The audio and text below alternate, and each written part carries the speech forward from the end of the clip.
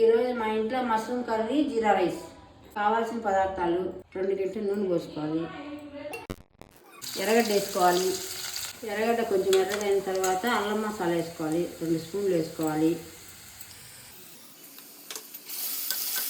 అల్లం మసాలా పచ్చివాసన వేసేంత వరకు వేసుకోవాలి. టమాటా వేసుకోవాలి,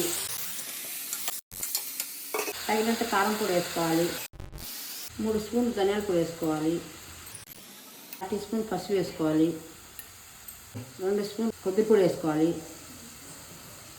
తగినంత ఉప్పు వేసుకోవాలి, కరివేపాకు వేసుకోవాలి, కలబెట్టుకోవాలి. 4 ప్యాకెట్ల మష్రూమ్ కడిగి కట్ చేసుకొని వేసుకోవాలి.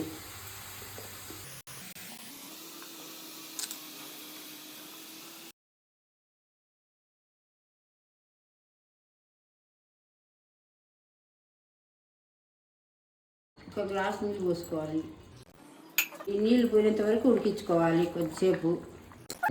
4 విజిల్ అయిన తర్వాత విజిల్ తీసుకొని, కొంచెం పులుసుగా ఉంది, ఈ పులుసు పోయినంత వరకు కొంచెంసేపు ఉడికించుకోవాలి. ఒక 10 నిమిషాలు ఉడికించుకోవాలి.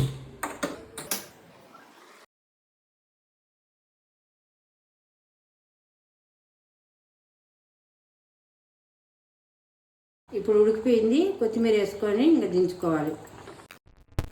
జీరా రైస్, మష్రూమ్ కర్రీ రెడీ.